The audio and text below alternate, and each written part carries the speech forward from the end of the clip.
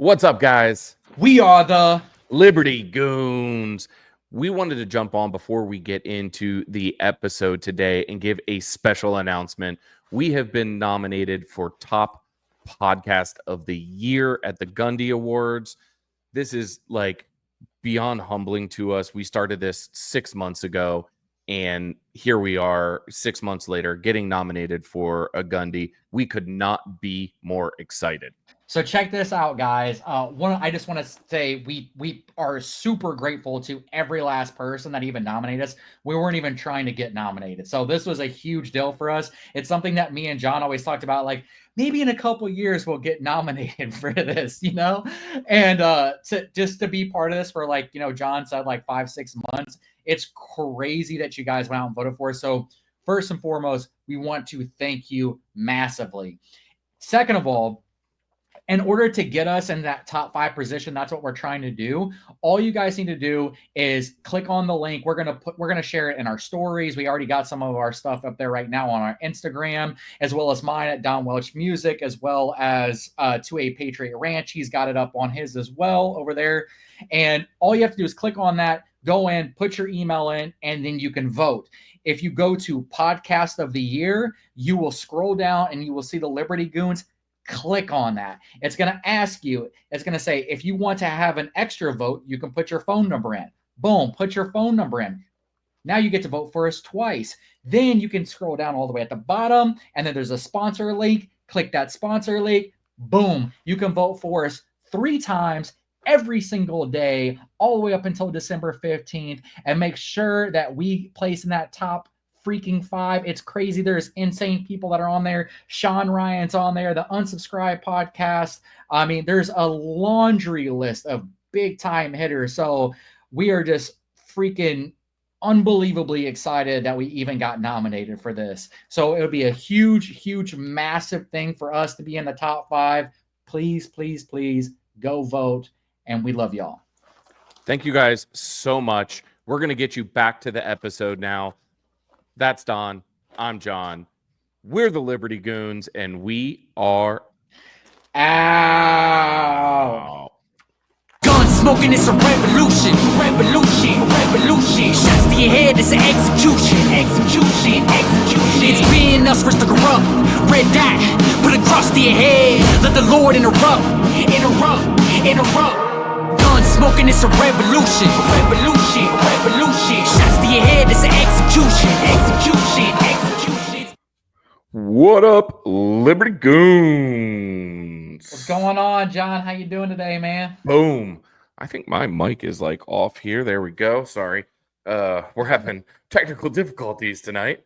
Welcome to the Liberty Goons. My name is John. You know me from To a Patriot Ranch, from the Pew Pew Pews. And the guy over here, that's Mr. Don Welch. You know him from the Sick Beats, like that intro right there. What's going on, man?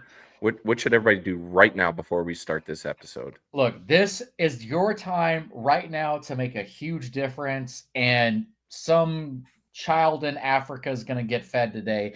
All you have to do is drop a like, a comment, hit subscribe, and make sure you ring that notification bell so you can watch episodes just like this every single week.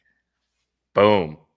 And maybe give Sean Penn $1 so that he feed the starving kids in Africa. So he can actually do it. Oh man, it's been a hell of a week, my guy. I'm like so out of touch with shit. We're filming on a Saturday, which we don't usually do. I know. I'm trying to get a restaurant open, and it's giving me problems. So I've been way out of touch. What's been going on in your world? Oh man, I'm about to have to move all over again. So it's been crazy. It was our month end at work, so it's been super busy week. Me and the girl, we packed up a bunch of stuff today, moved some stuff to her parents' house for a little bit, and then we're gonna have to start just boxing everything up, and in about 2 weeks, I have to make that big ass move all over again, dude. This is like the 4th time I've moved in the past like year and a half. I'm just like, I'm over it, bro. I'm over it. You saw my place. I still have moving boxes filled up. Uh, It's not fucking fun. sometimes I feel like it's just better just to keep things like in boxes and just pull them out as you need them. Right. You know what I mean? I'm starting to get dressed for work every day right now. As much as we move, bro. Like, Oh man. World's been the world's been a little bit crazy this week. There's just like so much.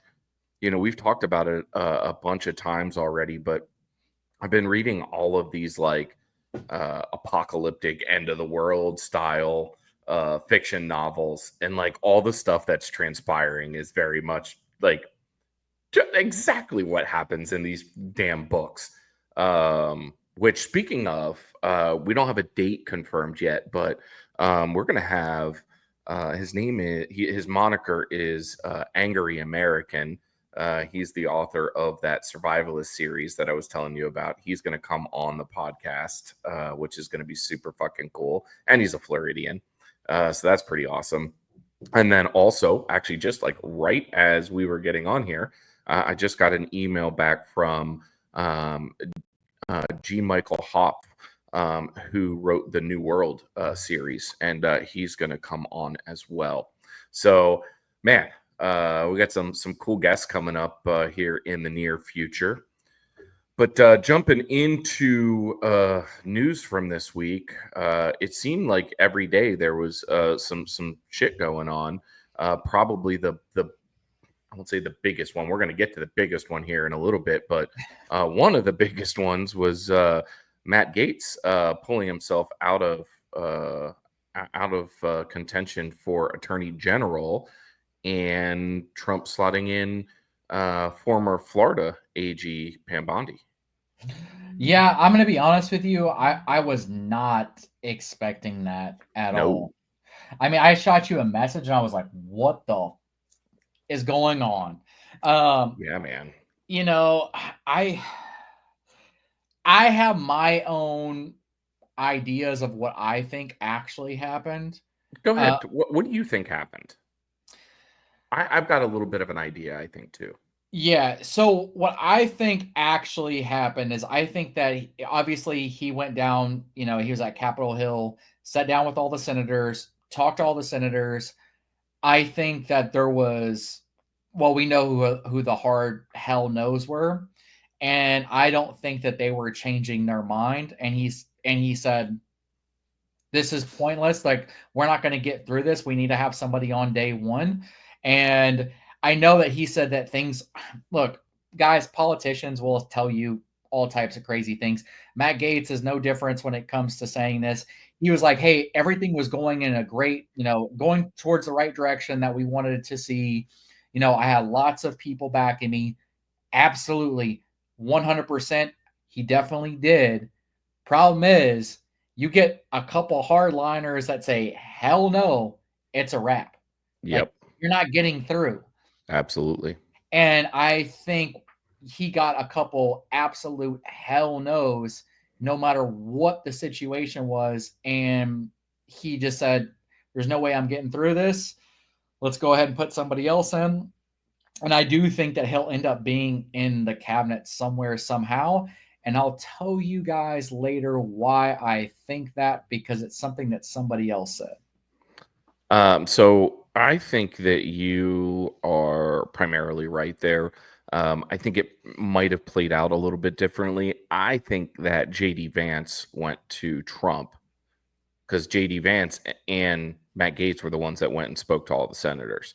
Mm-hmm. And I think JD went to Trump and said, ain't happening, boss man. And, that it kind of went that route. But the basis of it all is exactly what you said. Yeah. I've got some ideas too, because I heard Matt Gaetz was on, God, who was he talking to? It was on a podcast, and he kind of, intimated that he was going to be doing something. So yeah, I watched the same thing. It was with Charlie Kirk. Yeah, it was Charlie Kirk. That's who it was. Yeah. Yeah, it was with Charlie Kirk. Yeah, I mean, how do I put this? obviously, like Matt Gaetz is the right guy to put in that position. There's no Yes, doubt it is. about it. I think that he is by far the best, but we still have rhinos in our party, and I've been saying this forever. This is why we kept screaming for you guys to go vote in primaries. You Mm-hmm. have to get these fucking old ass rhinos that are stuck in their ways, who will bend the knee to every single Democrat. You have to get those people out during primaries. And the problem is with the Senate, it's every 6 years. So it just makes it so much tougher to be able to do that. And then obviously, we already know who said absolutely hell no. And that Oh was yeah. it was the Mitch McConnell. It was what's the Sarah Willis or something like that from Wyoming. I can't think of her the chick's name now. I don't know why I'm drawing a blank. Anyways, senator from Wyoming, woman. She's like the head of everything in the Senate. It was Thune definitely too. Thune was a no. John Cornyn was an absolute no. And then the rest of them, basically after that, It doesn't matter. they yeah, it doesn't make a difference. But everybody else was pro Matt Gaetz. Very pro Matt Gaetz for the vast majority of the Senate. But like we said before, all it takes is 1, 2 of them, and then there's no luck.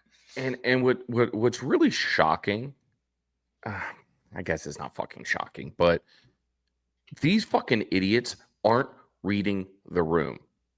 Like, No, this was, what I've heard, and I don't believe it was necessarily this. If it was genius. That it was basically a ploy to pull out all the fucking douchebag senators to find out who was with the new regime and who wasn't. that's some And crazy 4D chest. yeah, I yeah. don't know. You know what I mean, though? Like, it would be brilliant to do it that way. I mean, I just wish we had Matt Gaetz, but we did find out. And these people that did oppose him, like, read the fucking room, guys. Like, this isn't your party anymore. And you might have been able to block this, but come midterms, fucking adios, guys.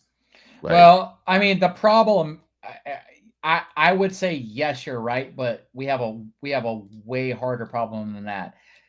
Most of these people got elected 2 years ago, so by the time they actually get out of office will be 2028, and I think that's why they're dictating the way that they're dictating, because they don't give a shit. And they're what people don't understand about senators and why this is the vast majority of people that pay attention to politics want to have term limits. And this is the reason why people want to have term limits because these people don't want to let go of their power. And they know if somebody like Matt Gaetz gets in, well, then their power is like highly reduced down to like absolutely nothing. And the main reason why is because what happens to these senators right after they leave the Senate? oh Well, yeah, then they they get have they get these big massive jobs at being some person that's like, oh, I'm gonna go work for, I don't know, any military, big or industrial they get a complex. bureaucratic appointment and like, yeah. Yeah, it's always one of these crazy things, and they pay them outrageous amount of money because they've been, basically padding pockets of these big Fortune 500 companies for so fucking long. Whether it's big pharma, big DME, the military industrial complex. I mean, you name it. You cannot fucking throw a rock and not hit an old senator that's now not in one of those places now. Yep, exactly. And but I think it did expose. It was at the detriment of all of us, without getting Matt Gaetz. But I think even some of the, like, the people like us are like, fuck you guys. Like, if they weren't before, you and I have been fuck rhinos for a long time, but I think everybody else is starting to catch on to exactly what we've been saying for months now about the fucking rhinos. We did almost an entire episode on fucking rhinos, and why they were so bad, and all the shit that we talked about is now coming true. And unfortunately, we're the ones that are going to suffer. Now, I hope, God, that word, that Obama word of hope. I hope that Pam Bondi is okay. But you brought up a lot of stuff to me in the pre-show that we've talked about even with Trump when it comes to the Second Amendment. You and I did an episode, it was probably episode 1 or 2, where we talked about kind of some of our hesitancy with Donald Trump, and the fact that he, primarily him, got the bump stock ban put in place. The fact that he does believe in some of these mental health clauses and this and that. And, according to Don Welch and the various news sources I was able to pull up on my phone very quickly, it seems that Pam Bondi does too. Mm-hmm. Yeah, I mean, that's the sad part about this. And the biggest problem, okay, that Donald Trump had in his first term, and the reason why he didn't win majority after the next 2 years, obviously they won majority in Congress, Senate, blah blah blah blah, first term, or except Congress, right? I don't think they didn't win Congress first term, right? They won Senate. They had both. They had both houses, very slim majority. But then the next 2 years they lost it. They didn't have the majority, and what ends up happening is, he didn't know the right people to put into these places, Mm-hmm. and it bit him in the ass, because these other people, these rhinos, these Democrats, these far left wings, they're all banding together because they want the same thing. They want absolute power, and they're willing to share absolute power. They don't, as long as they all get what they want. Right. That's literally what it is at the end of the day. They don't care whether it's Republican, Democrat, whatever. They just want the power. Yeah, and it's WCW. Every single thing that you guys see online of them yelling and screaming and fighting back and forth to each other it's a game. It is literally WCW. It is the greatest fucking show that you will ever watch in your entire life, except for the new Republicans that are in. Because the new Republicans that are in are more conservative, libertarian, pro-constitutionalist, hardliners. Mm-hmm. That's what CNN likes to call the hard right. We just like to call them constitutionalists because we don't think that they're actually far right at all. Me and John don't. We just think that that's common sense. The issue is that you've had this huge fight with them for so long, right? And this is true because last term in Congress, what happened? We got rid of fucking McCarthy. We got rid of what's the chick's name? Cheney. We got rid of what was the other guy who ran for president? The other Republican who ran for president against Obama. We got rid of him. He was in the Congress. I can't think of the guy's name now. Yeah. Who ran against Obama? Come on. Drawn a heart. Can't think about it. Okay, whatever. Blank. We ended up getting rid of tons of Romney. Romney, that's it. Mitt Romney. There you go. But he's still around. Well, he's out now. No, he's a senator now. Oh, he's a senator now. Okay, he got moved out of Congress. That's why I was drawing a blank. I'm like, who else ran and that's gone now? Gotcha. But as far as Congress goes, we started literally shredding people off, like left and right. And now Congress, the vast majority of Congress, which sucks now that Matt Gaetz is now out of Congress, because we were really starting to build a super strong Congress. Yes, we have a few rhinos.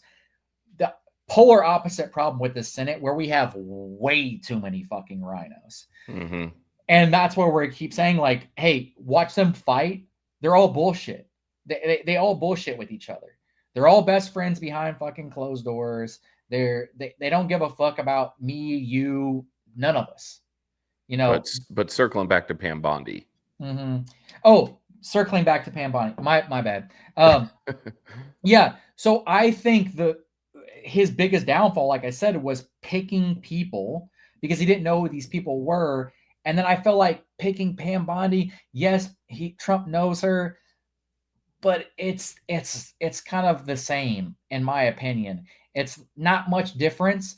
Yes, she might have a little bit more like we're I want to do what you want to do, Trump, but she's still very much that part of that to Rhino me, party. it feels like a Bill Barr pick. Mm-hmm. You Mm-hmm. know, and especially it probably wouldn't feel as bad if we didn't have like a group of the Avengers on the fucking cabinet already, because like this just feels like odd man out. Like and especially in such an important position. Uh, I don't know. I don't know. I don't know how to feel about it. The red flag laws thing that you had brought up to me, that does scare me. Um, you know, I guess I have to lean back to what our moniker is now on this show, and that's no fucking compromise. Yeah. And I feel like that was a compromised pick. I'm gonna be honest. I think that we're the only podcast that actually will call out people in our own party, and Mm-hmm. and we realize that we have a shit ton of really bad people in the party. Yep. We realize that. The problem is that the Democrats, they're all bad. The Republican Party, 40% of them are bad. And 40% of them being bad is you're not getting shit done. And when you have a mandate as big as Trump does, you have to get shit done. And by picking John Thune as the Senate Majority Leader was a terrible fucking decision. But when you have Mitch McConnell and you have fucking, the chick from Wyoming, you have John Cornyn, you have all these old established people, you can't get the vote because they're the ones with all the money. And Yep. you know that because even Josh Hawley, who's somebody that both me and John liked, said, well, I guess I'm just going to vote for him because, he helped financially get people elected. And it's like, dude, right there is the problem. Right there is the fucking problem. Yeah, it all circles back to money every single time. Um, it's still rearing its ugly head, even when you take a look at the influence deep inside the Republican Party. It doesn't Yeah. matter. We talk a lot of shit about a lot of the Democrats and the money game there, and that whole thing. But it's still at play deep within the Republican Party too. And it's gross, and it. I don't know. Unless we choose to continue riding this MAGA wave into 2026 during the midterms, and then into 2028 again with another presidential election, this shit is going to continue to fucking happen. Yeah. I mean, it's bad. I mean, even Mitch McConnell said he was going to run again in 2026. The guy's not going to fucking live that long. Like, if Mitch McConnell wins in 2026, like, do you guys understand how detrimental that would be? Because he is one of the people that we could actually pick off during midterms. Yep. The vast majority of them, no, because they just got elected. But like Mitch McConnell, like, holy fuck, please, somebody in Kentucky, whatever you need the Liberty Goons to do to get that man the fuck out of there, We'll do it. We'll do it because he's Yep. got to go. And obviously, it's going to be a conservative. Kentucky's super strongly conservative, anyways. Just pick somebody who's worth a fucking shit in your state, man. It sucks because I lived there for so long, and I hate seeing that, especially when you have somebody as good as Rand Paul. Yeah. It's like, and you have what's his name in Congress too, Pro 2A guy. he's the most pro 2A guy. I don't know why I'm drawing blanks today. It's been a long week. It has been a really fucking long week. Uh, I'm like brain dead tonight. yeah, hold on, because this, I mean, if I could pick somebody as actual, Oh, Massey. yeah, Thomas Massey. Fuck, I don't know what. We're brain dead today, but yes, like Thomas Massey. You find somebody like Thomas Massey, like shit, man. I will go to your state and fucking rally with you all. We'll knock doors. Yeah, we'll knock doors for real. Man, before we continue on to the next one, just want to give a huge shout out to our title sponsor, 2A Watches. Look at that bad boy right there. Woo, looking sexy. 2A Watch Company. They've got so much shit on their site. They've got their new Liberty and Company, which obviously fits the Liberty Goons. So 2A Watch Company. We should probably be showing that one. Just saying.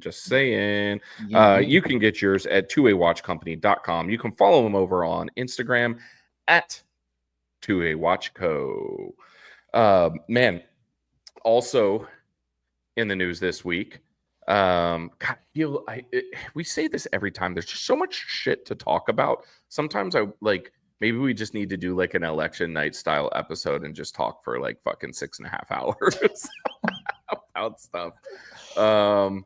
But our new border czar, Tom Homan. He's been lighting up the press, hasn't he? Oh man. I see. These are the types of people that we should be picking, and the Senate just needs to shut the fuck up. Like, because Tom Homan is a fucking hammer, bro.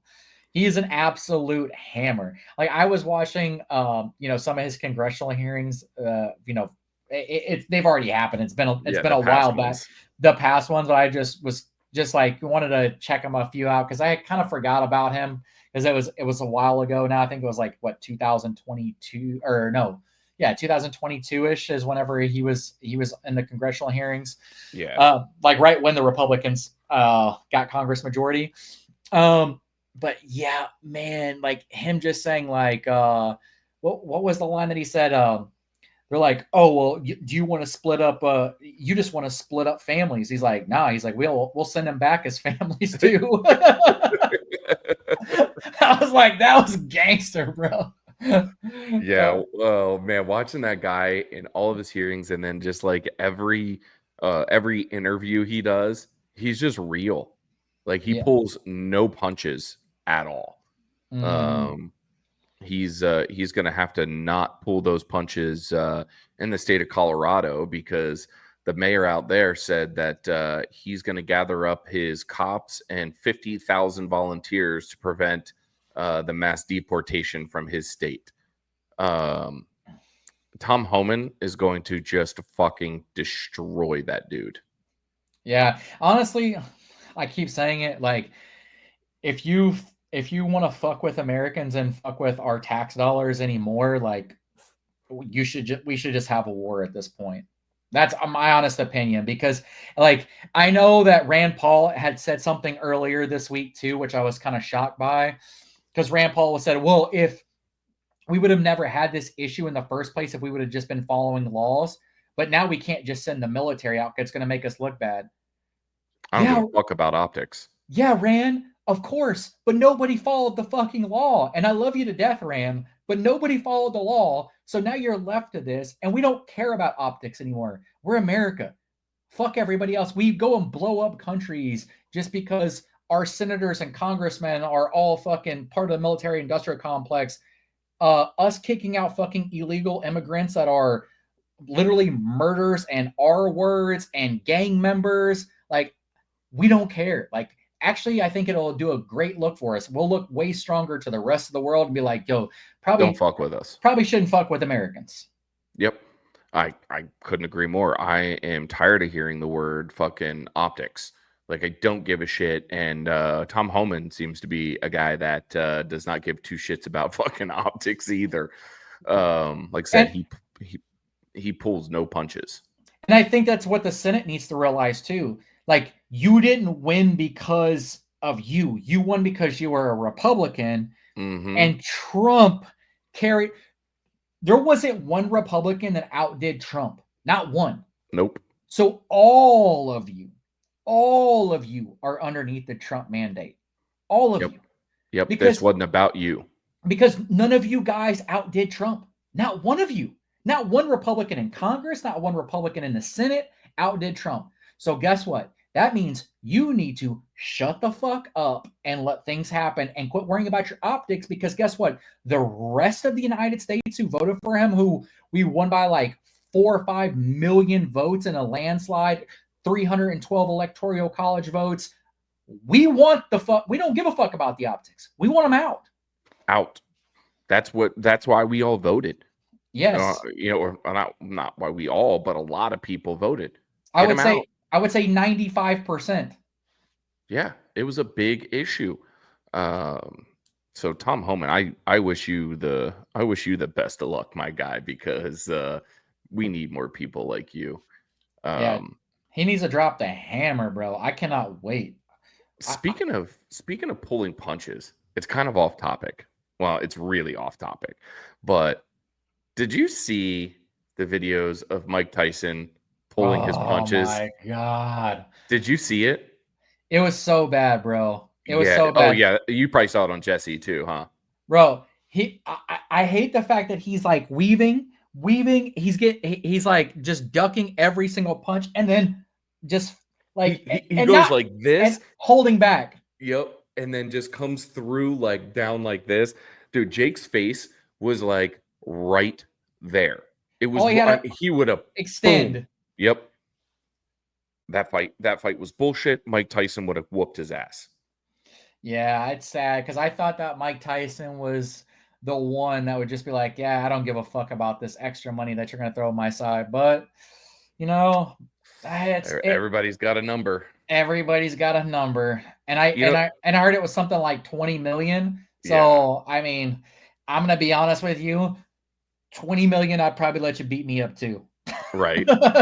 Yeah, and it sucks because like when I was watching it, obviously I thought it was just like a shitty fight, and I don't, it wasn't enjoyable to watch at all. But then when I watched those videos that Jesse on Fire had, I was like, oh, like he definitely was pulling punches, like now, definitely, because his defense was really good. I mean, Jake Paul threw the vast majority of punches, and the vast majority of them, Tyson had such good head movement. He was literally just ducking every single punch. It was crazy to watch how good his defense was. And then the half cock, like, I'm not going to follow through, which is crazy. I don't know if you saw. So the first round, he hit him. Rocked him. Rocked Jake Paul. And then they did like a bear hug, they tied up, and he was saying something in his ear, and everybody said like, hey, you need to chill or something. Like, I don't know. Yeah. And then he like stepped back, and then after that, you saw the fight like dramatically drop down. And I'm just like, damn. Yeah, it was not a good look. The UFC fight the night after was pretty good. With John Jones and Stipe.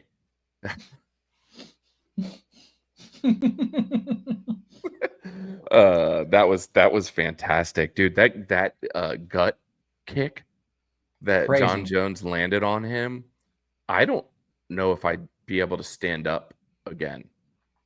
You know what's crazy? I actually thought Stipe fought a really good fight. I mean, other than when he got took down and he got the hell beat out of him. Yeah. But on his feet, I thought he was doing actually really good against John Jones, because most people get lit up from the floor up with John Jones on their feet. And I think that John Jones knew that he needed to get him on the ground, because he was fighting somebody who's like, he's a good, if you want to call it, kickboxer or whatever the case is. Stipe's good on his feet. Stipe's really good on his feet. But I think that's the reason why John Jones is like, he's kind of got a beer belly on him now. He's got a little bit of a beer belly going on.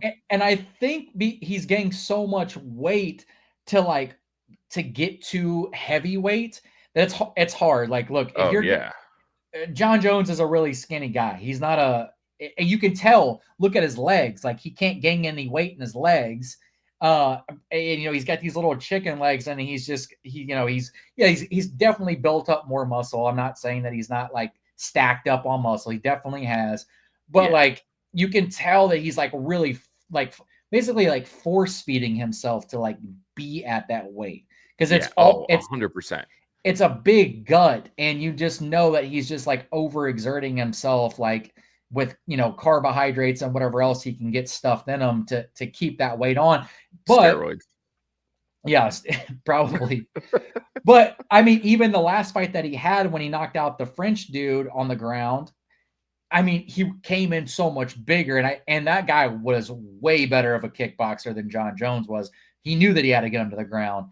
And I think that he realized, like, hey, nobody's fucking with me at heavyweight when it comes to wrestling and jiu-jitsu. So I know exactly what to do. But the kick was crazy. Oh my! That was like, as soon as I saw him turn around and do it, I knew that that was it. Like, before it even landed, I was like, oh, that's it. Dude. Like, just like crushing. Like, those slow-mo replays were just like, as soon as he got kicked in the rib, it was like immediately like straight to the ground. Like, there was no like, and then like, nope. Boom. It was straight to the ground, dropped. Oh man. But anyway. I did love his. In case you guys want to know why me and John were going like that, because that was his celebration at the end towards Trump. So we thought that was cool. Oh man. But yeah, those fights were one was awesome and one was not so fucking awesome. I know. There's been some talk circulating, and I can't remember. I think we might have briefly mentioned it last episode, but Brandon Herrera for ATF director. Let's go, Brandon. Our boy over here's got the campaign T-shirt on. AK-50, let's go, Brandon. Oh man. I could not be more supportive of any kind of appointment or anything than this right here. Yeah. Like it has to happen, right? Like, I mean, everybody would be so disappointed if it was anything but. Yeah, I mean, here's the thing. So like they have, so Maha, they had all of these basically anybody that you wanted to see in a position, you got to vote on, like the public got to vote on. And somehow Brandon Herrera's name got put in for ATF. And I think he was winning before like last time I had checked, it was like 400,000 people, like more than the next person, all wanted Brandon Herrera as the ATF agent. And I also saw, ATF director. And I also saw Elon Musk say something about it. He had put out something on X about it. So like, that there's some, that he's got to be telling Trump, bro. Yes, there's got to be something being said to Trump. Like, there's got to be. And that would be huge. And if Donald Trump really wants to have a legacy, like an amazing legacy, obviously Matt Gaetz would have been the guy to have for that legacy. Right. But because then we would have just got rid of the NFA, and we would have stripped out the ATF altogether. But there's lots of other reasons why. But we won't get into that. But yeah, I mean, you almost got to put Brandon Herrera in now. I just don't see how you couldn't, like Don Jr.'s got to be going, like, dude, Dad, like, this is the guy. Do you know how many people you're gonna make happy if you make this the guy? And like, nobody will say shit about any of your 2A stuff again. Ever again. You got to be over with. I mean, obviously, you can't put any crazy rules out about guns or anything. Yeah, of course. But I mean, yeah, if he, think about this. Like, that would, like, SBRs would come back quicker, suppressors would come back quicker. Yep. You, as the ATF director, you can actually open. I didn't know this, but you can actually open up the NFA again for registering for machine guns. Oh. So all those people that have those pre-86ers that never register, that are too scared to, could come back now and say, oh yeah, here, let me register this. And now that allows more machine guns to come back into circulation. Yeah, I mean, the ATF director really has a lot of control over everything, because the NFA and the GCA, they're not extremely specific on what the administrative process needs to be for a lot of these things. Mm-hmm.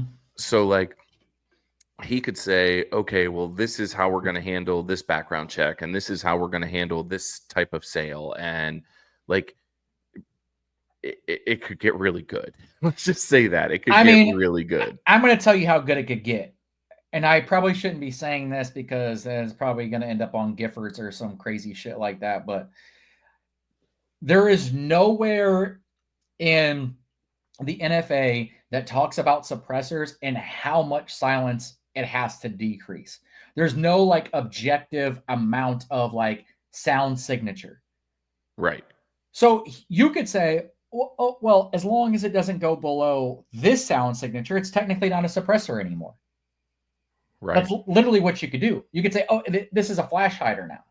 Yep. And there's nothing that you could do about it, because he's the ATF director and he has full authority over that. Yeah, and just like they've been doing with all of these unlawful rules, it's another rule. We'll play their game. You want to play the rule game? We'll play your rule game. Yeah. Fuck it. You fight it in the courts for the next 4 years, like we fought in the courts for the last 2 decades. There you go. Yep, new rule. If it doesn't go below 15 decibels, it's no longer a suppressor. It's no longer a suppressor. And the only one I've seen that does that is somebody sent me a video the other day of the 22 Glock. That's what I was gonna say. It's gotta be a 22. I mean, there you go. Yep. I mean, and not to mention, I don't think people realize this. In Congress, when they had the ATF director there, they talked about all of these records that they had that were unlawfully there. Mm-hmm. Right? They had all these unlawful records that they should have never been able to have. And they had compiled them all on computers, and they got sued, and then they were supposed to get rid of them. And then they said that they did, and then they didn't, and so on and so forth.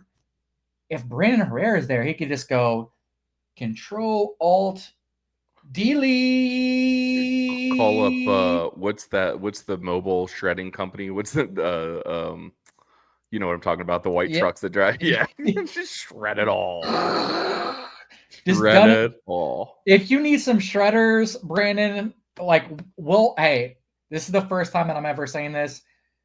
Me and John will happily work for the ATF. We will gladly come in and do a lot of shredding and Control Alt deleting.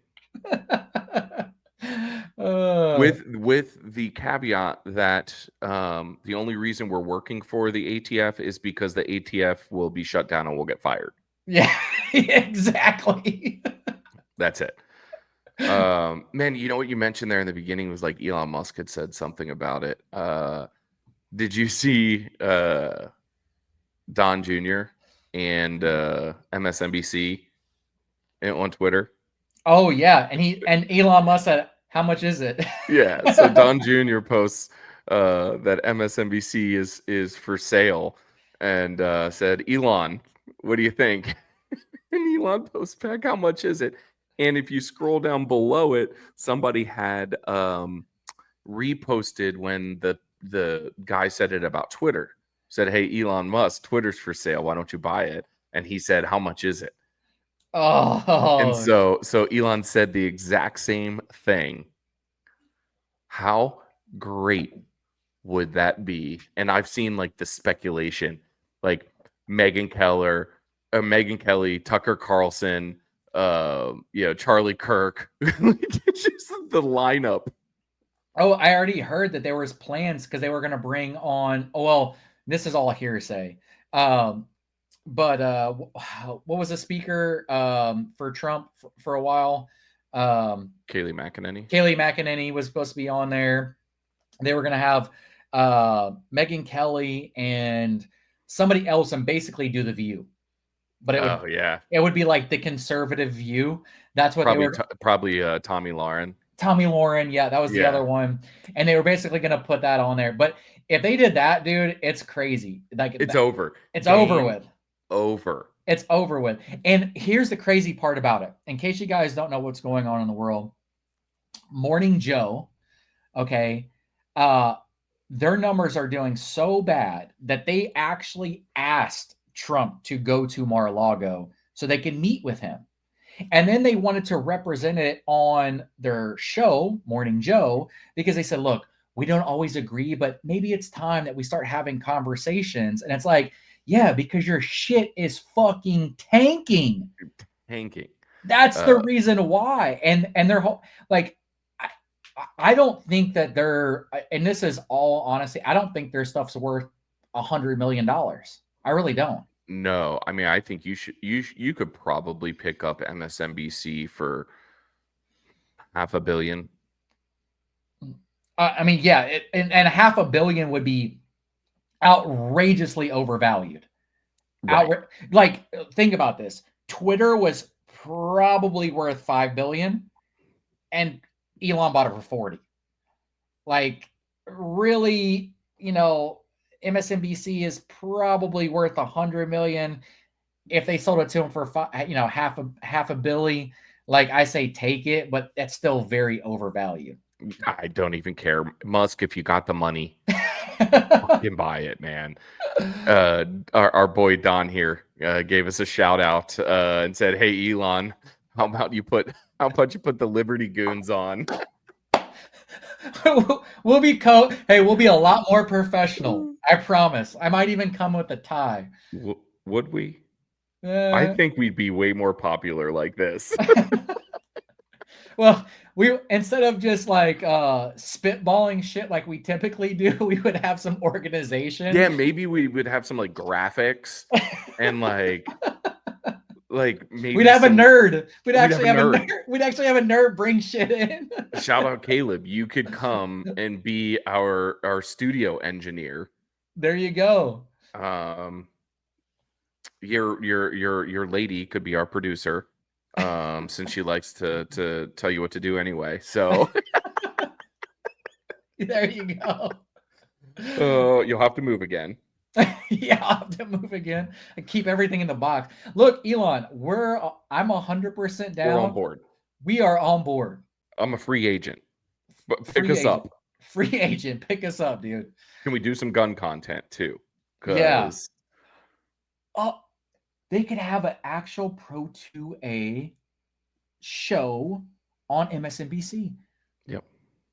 That would be fantastic. Do you know how great that would? Do you know how much that would bring back like the culture of America? Like and here for all you gun freaks out there that are like so anti-gun, think about this. When your grandparents were in school, they actually brought rifles into the school and learned safety of these weapons and shot them at school. So if you start to bring that back and we have something like that on the news, you start bringing it back in the schools, people start understanding gun safety, man, we're really going to make fucking America great again. We're going to change the country. And hey, like we could have an on-the-ground correspondent, Colion Noir. Perfect. Colion, hit us up. We'd love to work with you. I know that you are massively larger than us, but sorry, bro, we're the hosts. You can be the Jesse Waters to our Tucker Carlson and Bill O'Reilly. Perfect. Right? I agree. That works. I agree. We might even bring in some other panels, like Mr. Guns and Gear. Yeah. Maybe Jared for a legal review over at Guns and Gadgets. That'd be perfect. We will make MSNBC great again. Oh, and we could have education about law with the Four Boxes Diner. Yeah. We could probably even get a lot of interviews with the ATF director. Let's go. We just made this all up. This should happen. This should happen. Man, one I digress. I mean, hey, there's pipe dreams and then there's pipe dreams, but this is a pipe dream that we might actually have a chance with now. Right? So, Elon, please make me and John's pipe dream a reality. Please. Please give us a show on MSNBC, buy that shit, and bring the Liberty Goons to MSNBC. We will come. We will drop everything. We have to take a little bit of a break in early February to have a baby. But but other than that, that's it. That's it. We will give you all of our time. Oh, all right. Back on track. Get out of our pipe dreams. So the big topic this week was Russia. It's huge. It's huge. It was a huge deal with Russia. So we, up until this point, had basically said we would not allow Ukraine to shoot a particular rocket of ours. I'm not going to get into specifics on the rocket or anything like that, but that we would not shoot these particular rockets from Ukraine into Russia. Yeah, hypersonic, if you guys want to know. Yeah. I was going to go down a rabbit hole for a minute. I know you were. Yeah, I know you were. I'm a munitions guy. So, and then this week Joe Biden says, you know what? Fuck that. Go ahead, guys. Go ahead, Ukraine. Literally the same damn day that Joe Biden gives permission, what do? Shoot up a bunch of fucking rockets into Russia. Oh my God. It's Which so Russia bad. then in return sends an ICBM into Ukraine. Like, what about escalation? What are we doing, guys? Like, what are we fucking doing here? Like, we are literally on, like, I know we've talked in hyperbole before about being really close to World War III, but we're getting damn close. Yeah, and I'm gonna be real with you guys. The reason why they're actually doing this for is because their hopes and goals are to blame this on Trump, and then in 2 years be like, look, he started World War III, said he was never going to start a war. Now we're going to take back Congress. We're going to take back the Senate. That is their whole reason why, because people have small memories. People forgot about how bad COVID was. Right. Like how bad, how restrictive it was. And they just all of a sudden forgot about it. Oh, it's gone. No worries. I couldn't watch my grandfather die. Like, like I had to watch it on FaceTime. Like people just forget, just all of a sudden forget. And that's what their hopes are for this. I'm telling you now, that's what their hopes are. They are wanting to escalate a fucking war. So much so that, how do you say his name? Blinken or Anthony Blinken. Anthony Blinken said, we're going to empty out all the coffers and give every single dollar that we have that's been sitting here to you before January 20th. That's how much they want us to be in World War III. That's how bad the Democrats want this to happen. Yeah, that they said the quiet part out loud. Mm-hmm. Which, that was a Secretary of State basically saying before the next administration comes in, we're going to empty the coffers and give these people all of this money. Not to mention, on top of that, they also said the $4.5 billion that you actually owe us back right now. Yeah, forget that. You don't need to pay us back on that. Yeah, we're good. Which is another thing that happened, if you guys don't remember, in the Senate, whenever they decided they were going to throw out this big omnibus bill, and the omnibus bill said, well, Ukraine owes us money back, but hey, there's a little clause in there that says, but we can also say you don't. And the Republicans all cheered it on. Why? Because they're a bunch of fucking rhinos. You know what I'm doing for my taxes now? I'm putting that clause on my tax form next year. Yeah, yeah, so I just kind of don't want to pay you back. Yeah. Like, maybe I'll pay you. Maybe. I don't know, though. Or maybe I won't. Could you imagine if, like, everybody just, like, had to work like that? Yeah. Like, you just weren't sure if your employer was going to pay you that week. It was just kind of up to them whether they were going to pay you or not. Bro, I that's why I'm so against taxes because it's all bullshit. It Mhm. really is. When Congress can take your tax dollars and then fuck you on your tax dollars and then go over there and say, no, but we're going to get money back for all of this that we're spending over here. And then they said, actually, we're not. We're not. Actually, we just took your money and we told you to go fuck off and there's nothing you can do about it. Well, and what people don't realize is that there is actually a law that says that we have to have a balanced budget.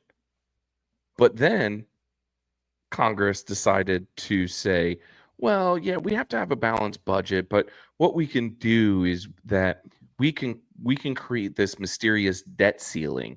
Mm-hmm. And we can take on debt. And as long as we don't go above the debt ceiling, then we don't really have to balance the budget. So, like, we would never do that. We would never do that, guys, but we just need it there just in case. Well, now here we are, 30 years later, still yeah, doing it. still doing it. And we haven't had a balanced budget in God fucking knows how long. Yeah, since Reagan. Yeah, since Reagan. And so it's just humorous. I mean, it's not humorous. It's not fucking funny at all. When you really think about it, that not only are we militarily pushing ourselves to the brink of world war, but we are also financially pushing ourselves into world war. There's already North Korean troops Yeah. that have been sent to fight against Ukraine.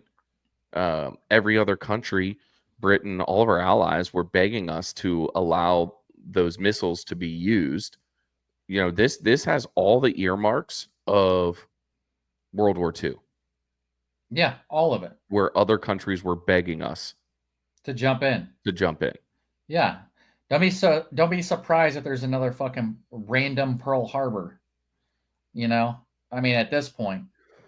Well, okay, Don, great, great fucking analogy there that you just walked right into is that people look at Pearl Harbor as a quote unquote military act.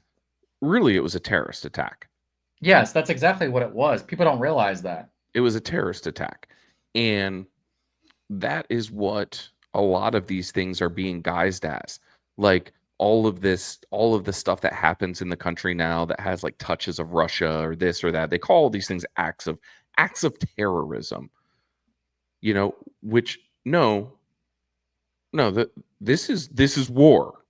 Mm-hmm. This is war. Like, I don't think people get it.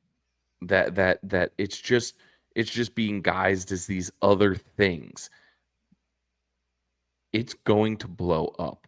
This is going to blow up. And thank God we have a new president in a month and a half. Well, I'm going to go a step further than you. Nothing would have happened with Joe Biden if he was there because he would have said, don't shoot those fucking missiles off. And in fact, we're not going to do anything at all. And we're just going to keep Oh, sending you them mean Trump? money. If Trump was there? No. If Biden was still in office, he would have not have said, shoot those hypersonic missiles into Russia. He would not have. The only reason why he's saying shoot those hypersonic missiles off for is because Trump is about to be president.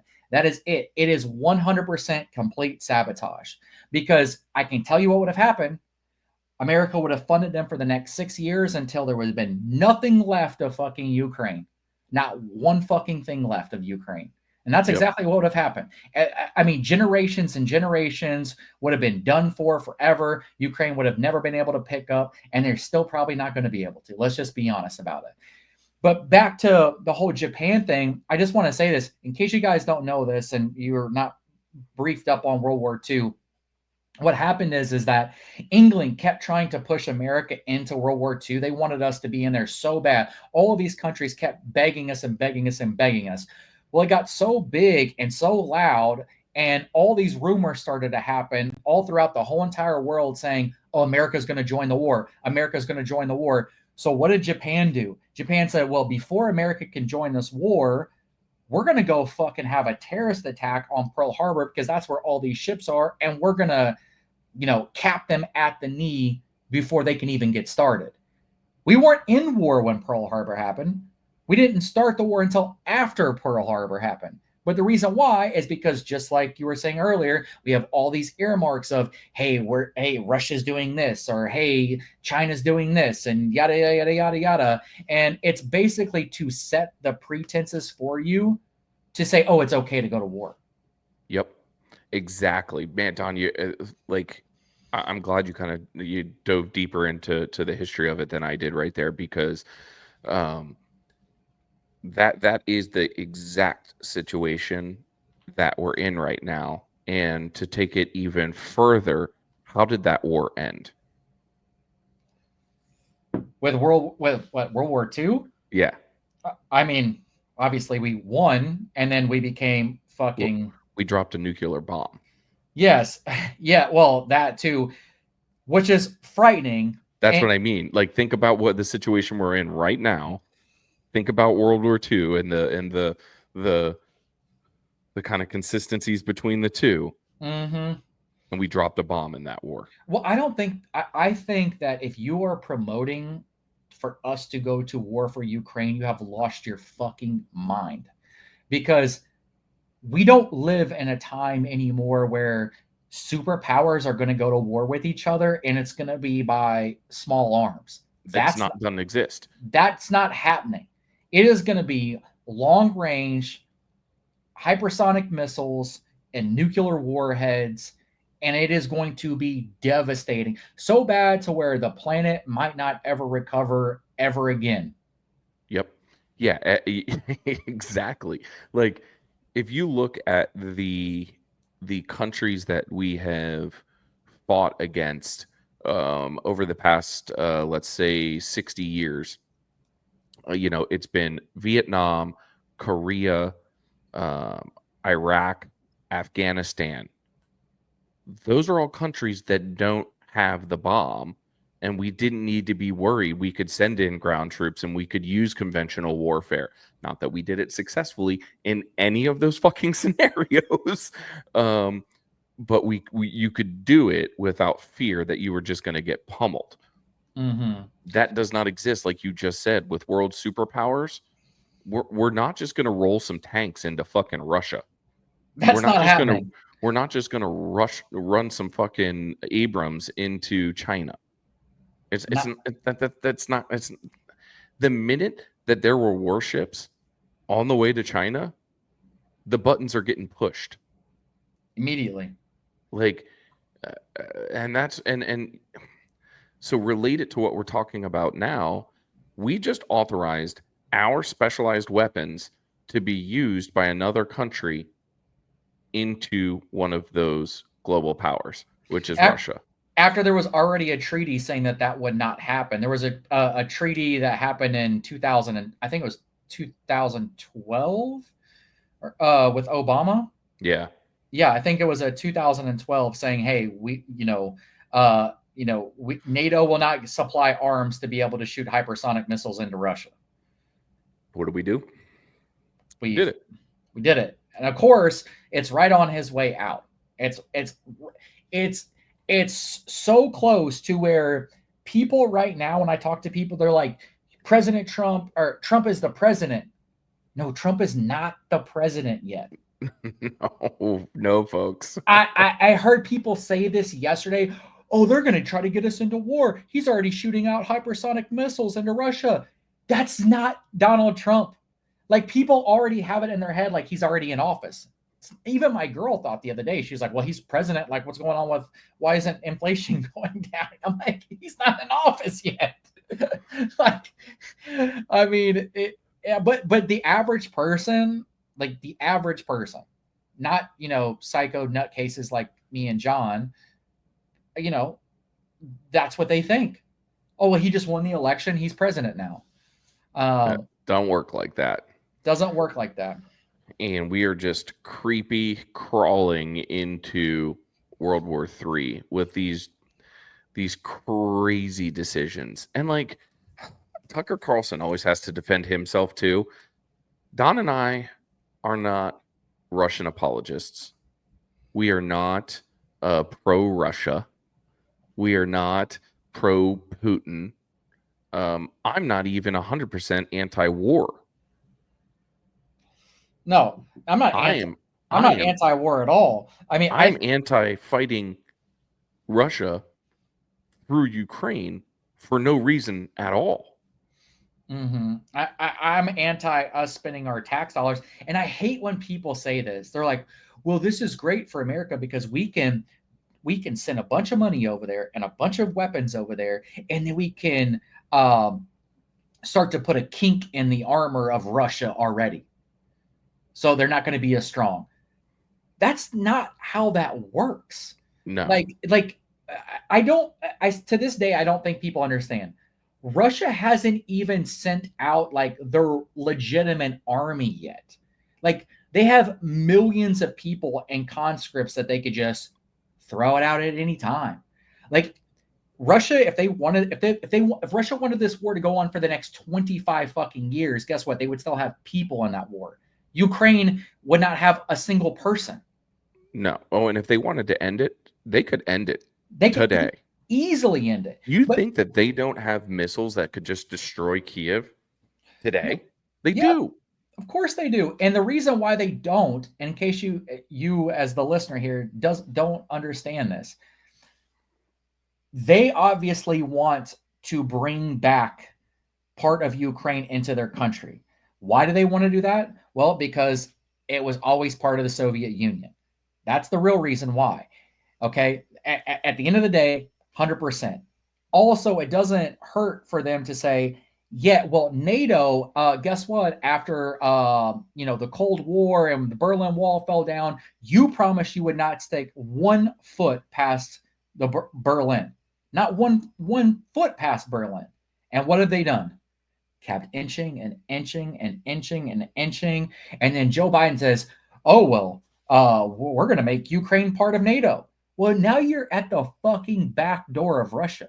What did you expect to happen?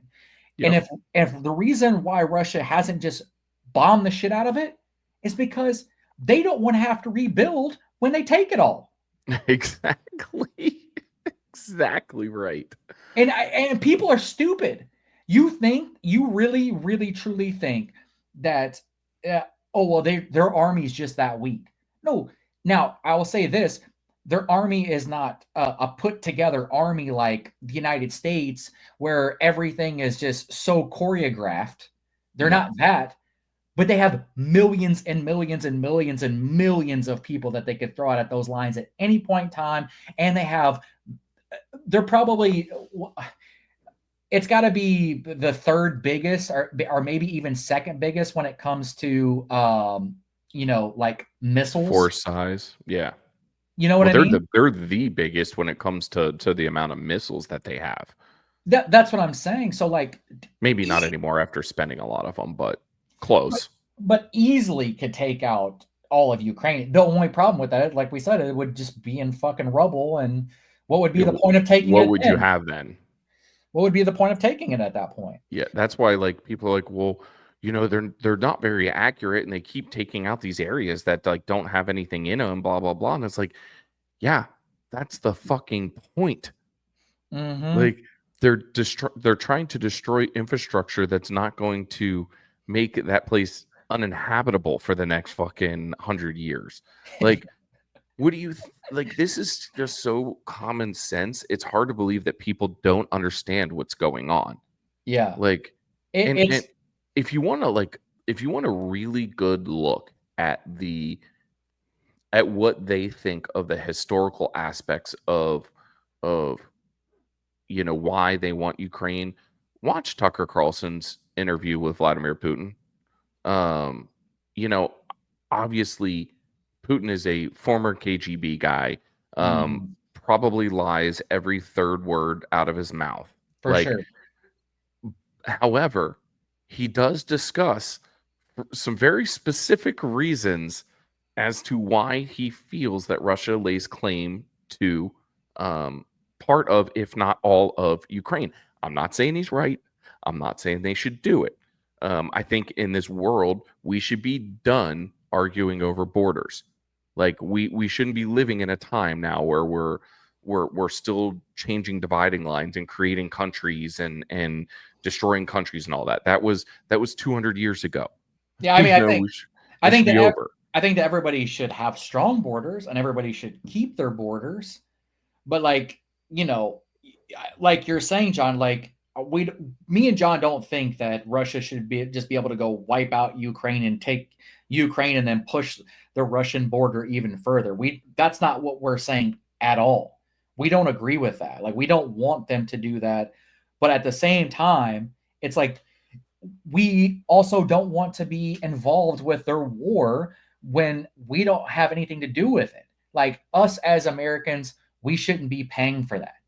The only reason why we're paying for that is because we have terrible people that have held positions in this country for so fucking long that it's the military industrial complex on top of somehow, some way they think that this is going to morally help them and advance them with the United Nations.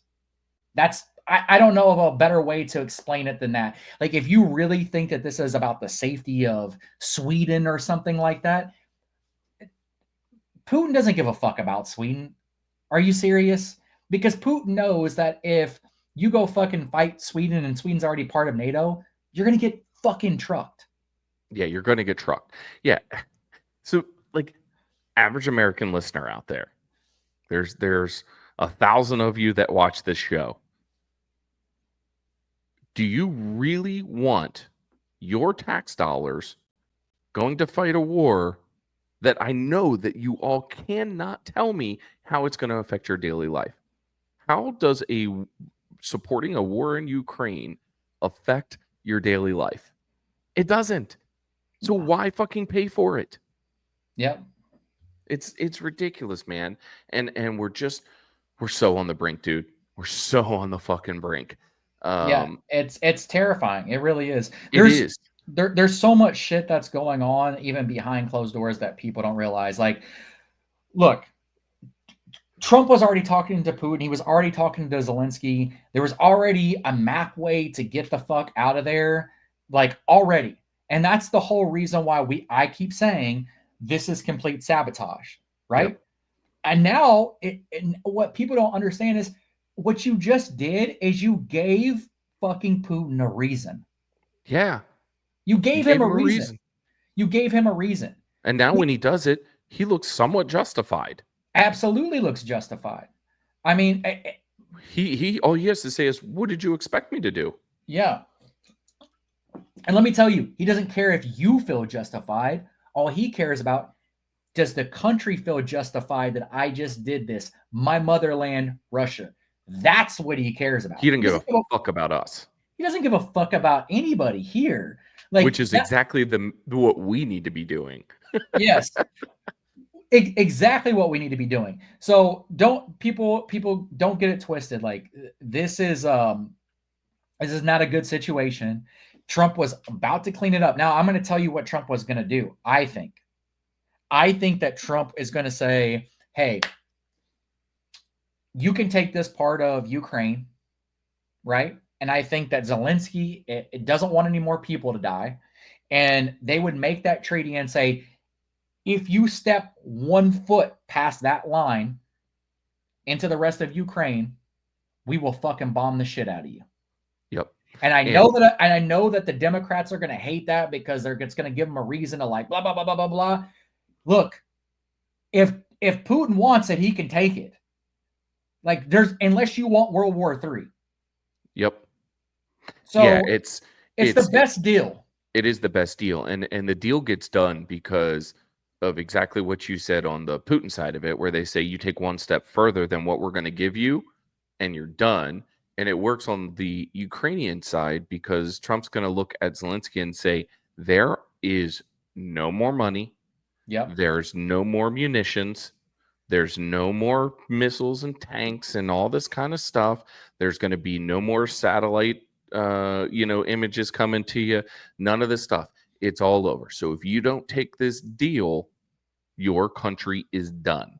Yep. And that's the way it ends. But the alternative, I don't think people realize how much of not an option the alternative is.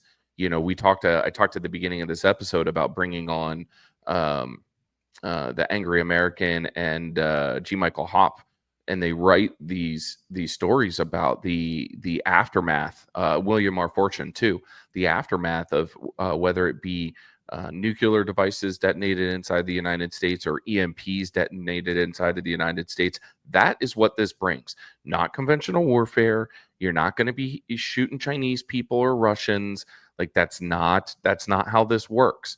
Like if when Don and I were talking a few episodes ago about like prepping and things you have to have, it wasn't to fight Russians. It was to fight each other because of the socioeconomic downfall of the country due to something like that happening. Like I'm not wearing this vest and have this thing ready to go because I think I'm going to have to fight the fucking commies. Like, like that's not what this is about.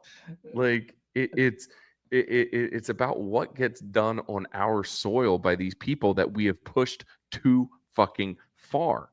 Yeah. But And like you said, like, look, let me tell you this. If a nuke happens, guess what? You're all fucking dead. There's no putting on a fucking, plate carrier or taking out your AR-15. No, you're dead. You're dead. So even for you gun guys out there and my tactical homies and all that shit, no, you're dead. Yep. Now, and if an EMP hits, what is it? 90% of Americans will die within the first year.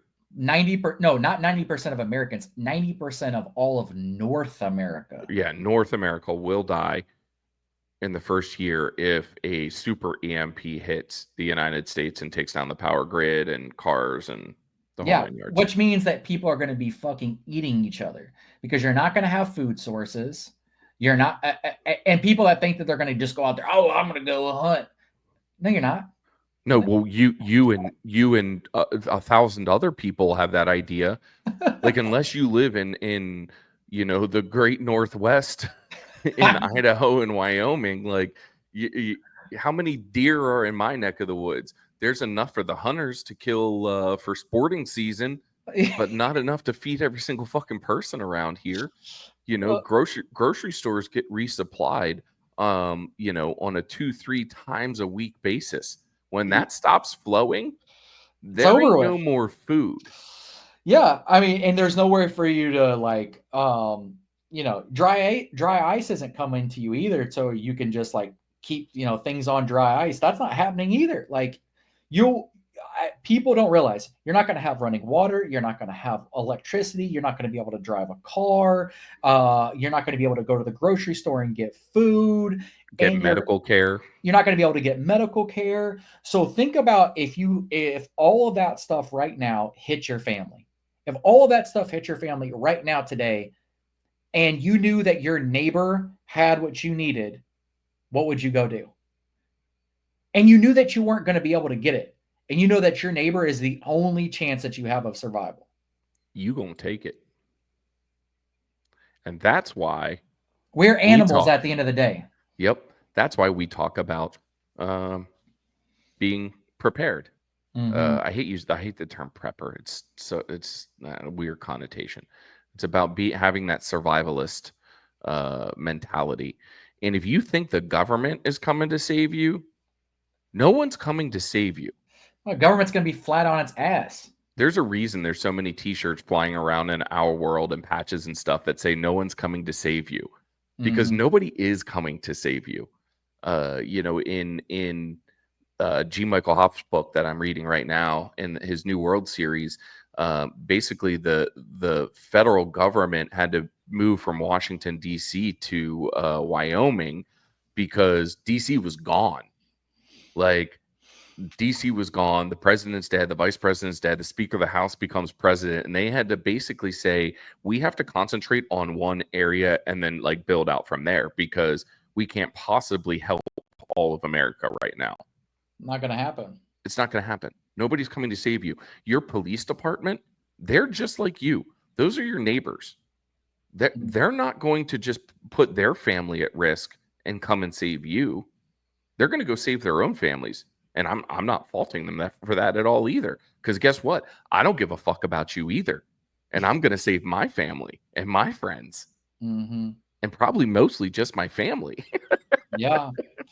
I mean, that's the honest to God's truth. Like, and if you have any doubt in your mind that that's not you, as an individual out there, you're wrong. You're just wrong.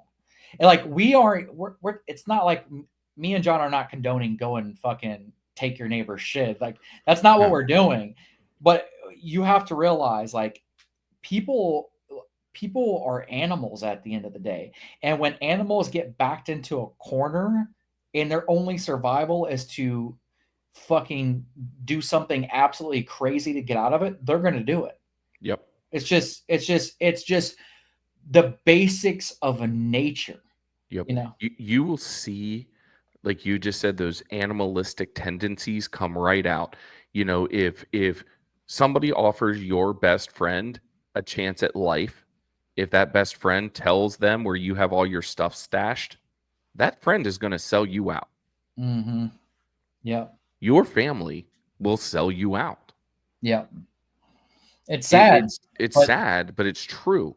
And there's people probably watching right now. We'll get comments about like, these guys are fucking nuts, blah blah blah. Like, no, it's just fact, and we know that because of things that happened in modern day America in countries that are less privileged than us. The reason that places that Trump called like shithole countries have so much corruption and crime is because that's that animalistic nature in all of us that comes out. These people are starved. They have no heat. They're shitting in their holes in their houses. Like, when you live in that, you don't care about taking from others. You don't care about taking life. And I mean, look at the cartel. Yeah. Look, you think that the Mexican president right now is running shit? Not a fucking thing. In fact, they're so weak. The Mexican president is so weak. She's saying, "Oh well, hugs and not war. Hugs and not war. We just need to talk to these people." They've been running your country forever. Yeah. They want to kill you. The reason why kids join the cartel for is because they have no other option to survive. It's either you join the cartel or you get killed by the cartel. Mm-hmm. And the Mexican government has been so corrupted for so long that they're not going to do anything about that, because guess what? The cartel is who's paying the fucking Mexican government. Yep. And if you think that'll be any different in the United States, when a large angry mob comes to your town and says, you have two choices. We're going to take everything you have and kill you all, or we're going to take everything you have and you can join us as we go to the next town.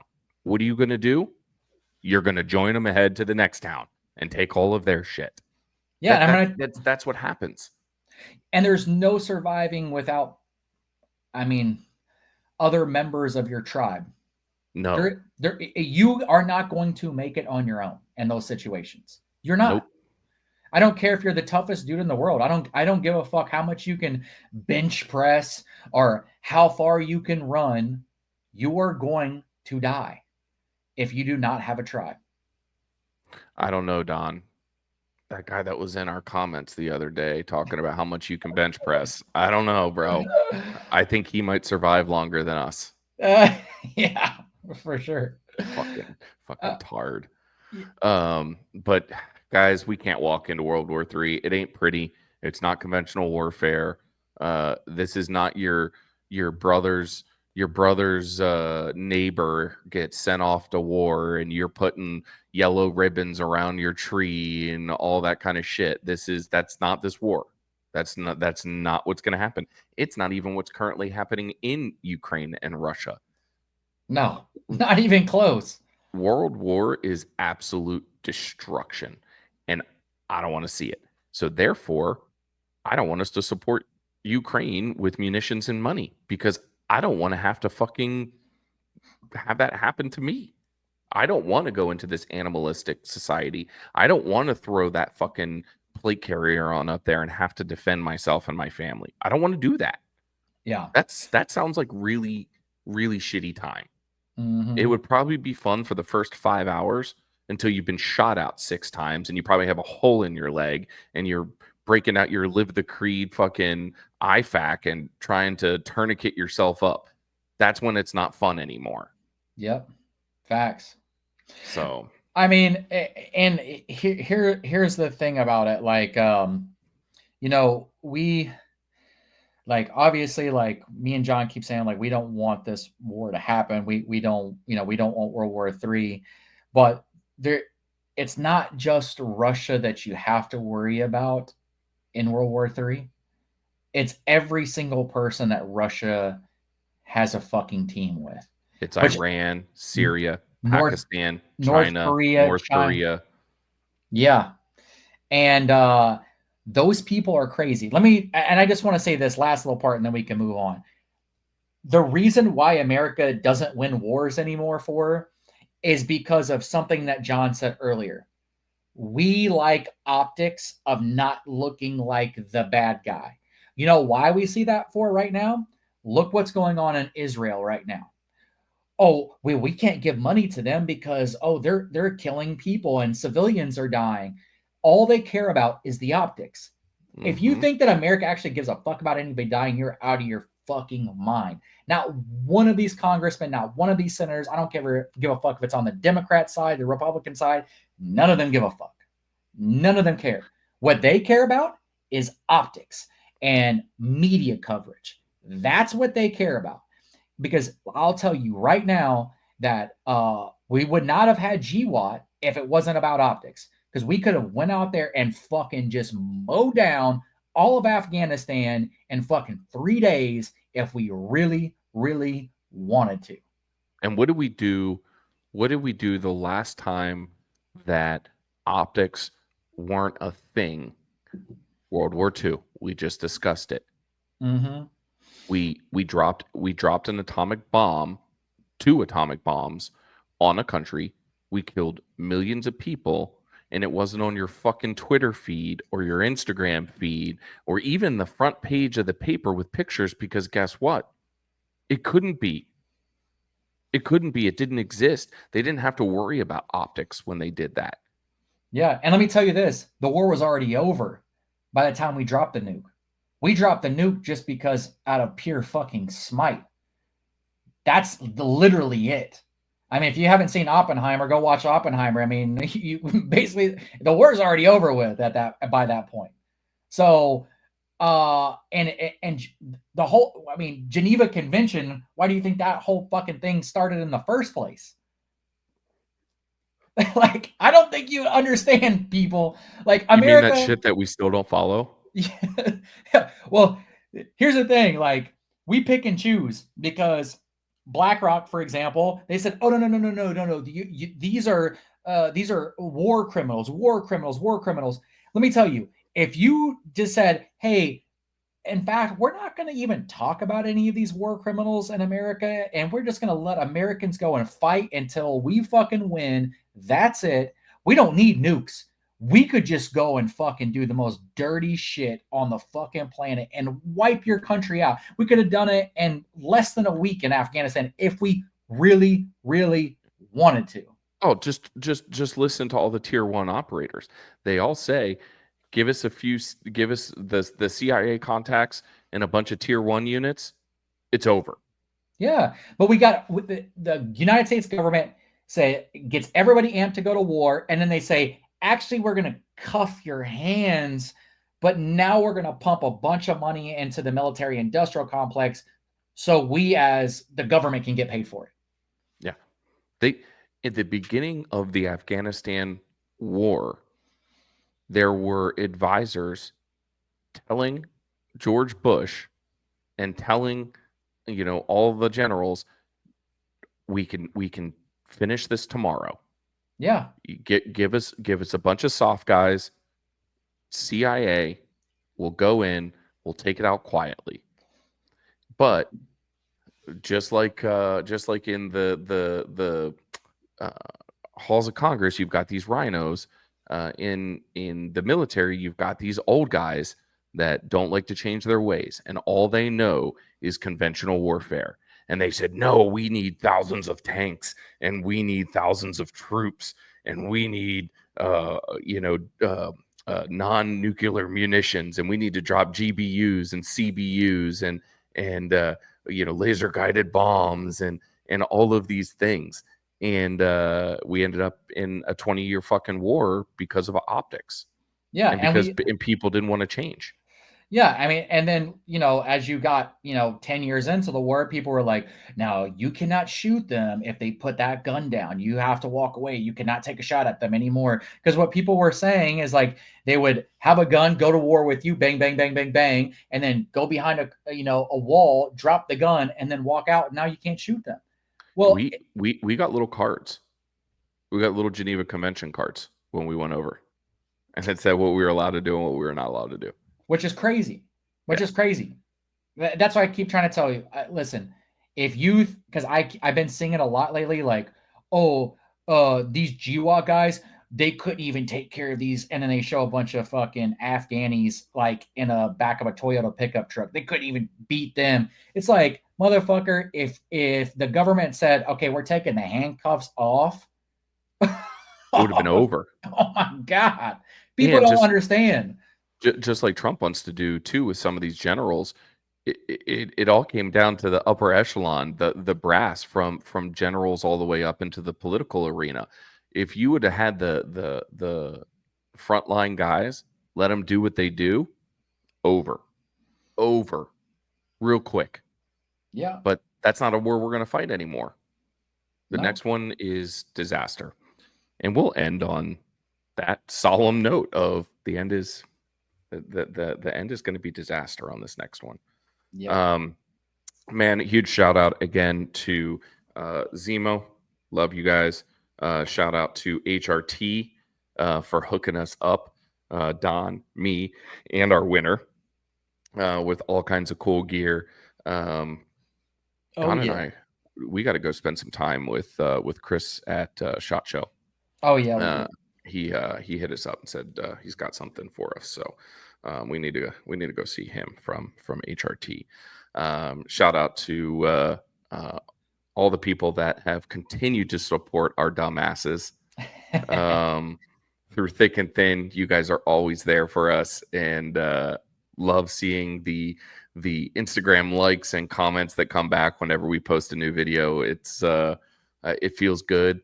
It feels good to not be talking about an election right now. It's over. It's done. It's crazy, man. Crazy. I'm ready. Man, this week is a busy week for me again. I'm finally going to get this restaurant open. It is also cold as fuck in the Northeast, Don. Why did you not stop me from moving up here? It snowed yesterday morning. Oh my God. Yeah, I mean, it didn't accumulate or anything, but yeah, I walked out the front door in a pair of dress pants and a button-up dress shirt. Made it 2 steps out the door. Did an about face from my military days. Walked right back inside. Had to go get my big old jacket that I had to buy. No, man, it's even getting a little cool here, man. I mean, we're in the 70s now, so. Oh, darn. Oh, darn. I think it's like 32 outside right now. Oh, man. Well, I know we probably won't be back on air before Thanksgiving, so just want to wish everyone a happy Thanksgiving. Absolutely. Hope you all get to spend some quality time with your family members. I am going to be going to my first Thanksgiving in, God, I don't even know, probably 10 years, 15 years. I'm not even sure. My mother told me since I was in the same state as them now that I had no choice. So I will.